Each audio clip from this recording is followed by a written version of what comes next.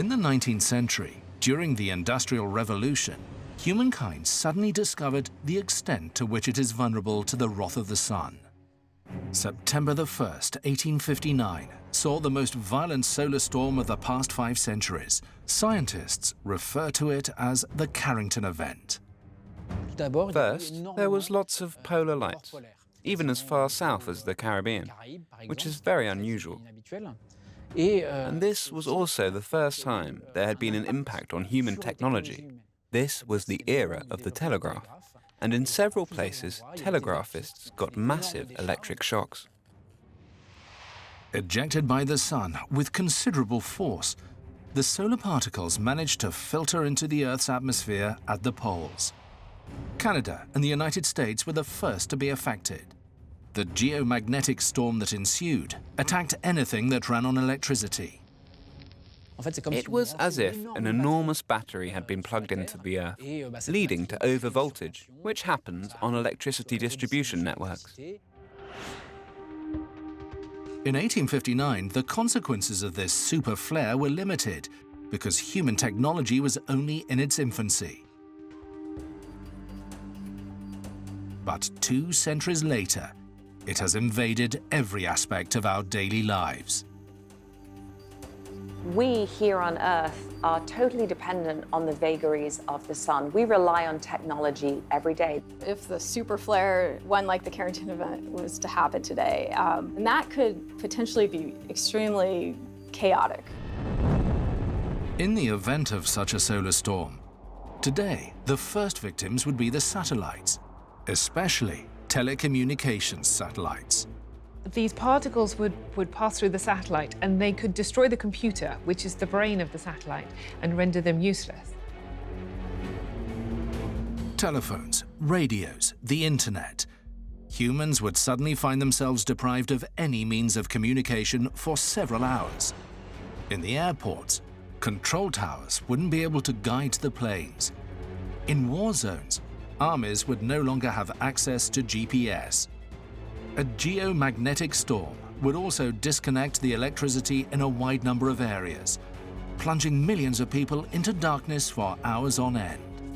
It would require a lot of effort and a lot of money to restore the outages in such a big storm. And who knows what kind of reaction people would have if you don't have power. We've become so dependent on it, right?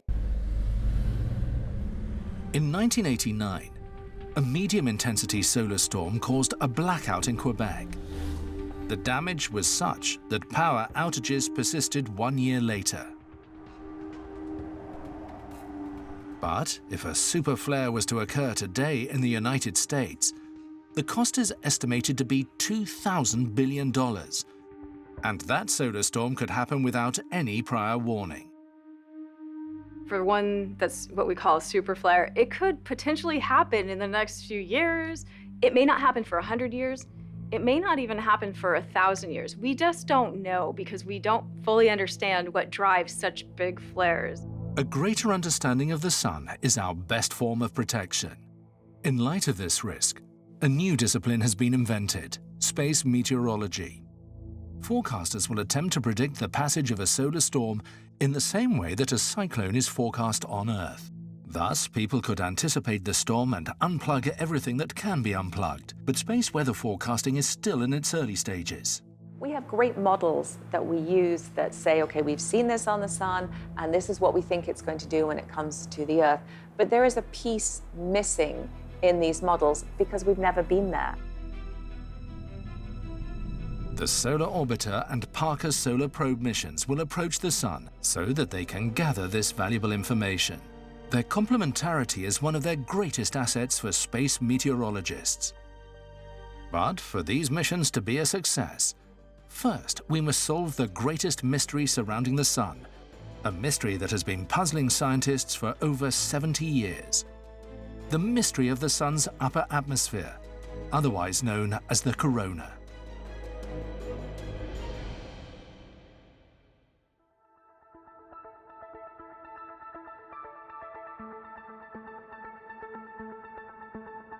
On Earth, we have the unique opportunity to observe the Sun's mysterious corona during solar eclipses. Fortuitously, the moon appears to be the same diameter as the sun, so it hides the sun. And when it hides the light from the sun, the light from the corona appears. The corona is a very odd atmosphere because it begins close to the surface, but then it extends extremely far away from the sun. The sun is so big and powerful that it can hold the particles from its atmosphere a long way from its surface. The corona rises to a heady height of over 4 million miles. This is where the American Parker Solar Probe will orbit. It is also where the solar flares that are attracting all of this attention erupt. The priority was trying to figure out how the solar corona works. The fascinating thing is why magnetic fields store energy, produce currents, and then produce these huge explosions. How does this occur? Why doesn't it just sort of leak out slowly? Why does the magnetic field hold on to energy and then release it in this dramatic way? We don't know how the corona is created.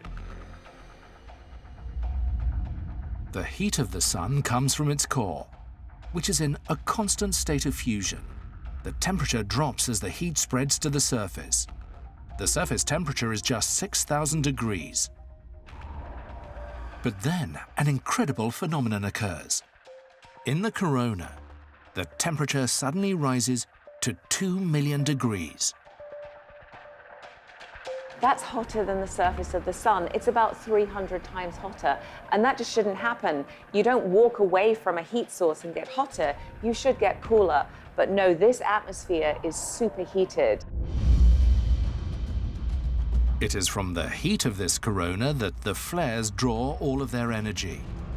And this crucial piece of the jigsaw has been puzzling scientists for decades. One of the most promising theories is that the corona is heated by a myriad of micro or even nano flares, which are constantly erupting all over the corona.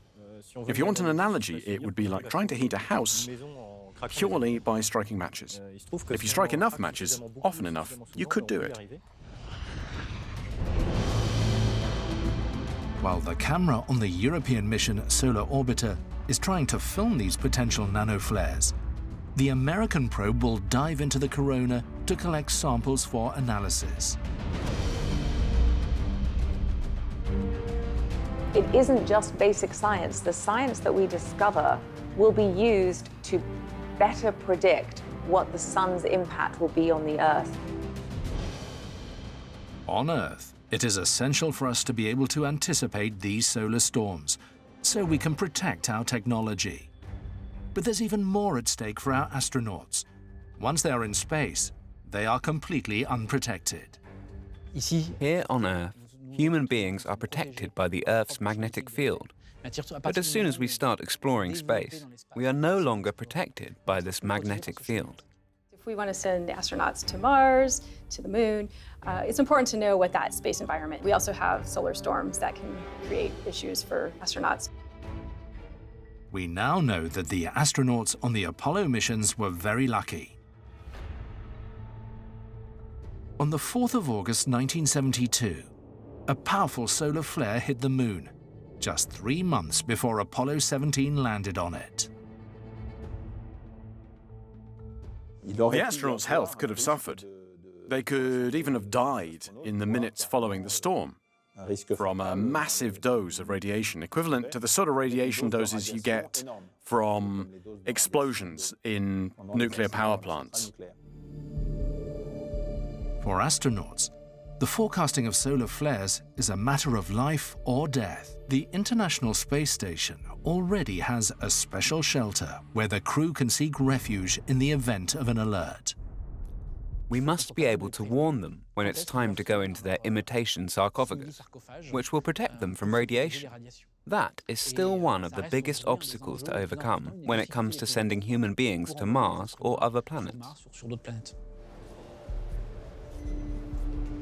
The results we get from these solar missions might save the lives of future space travelers. But whilst it will be a while before humans can explore the solar system, these probes are preparing for their voyage to the sun.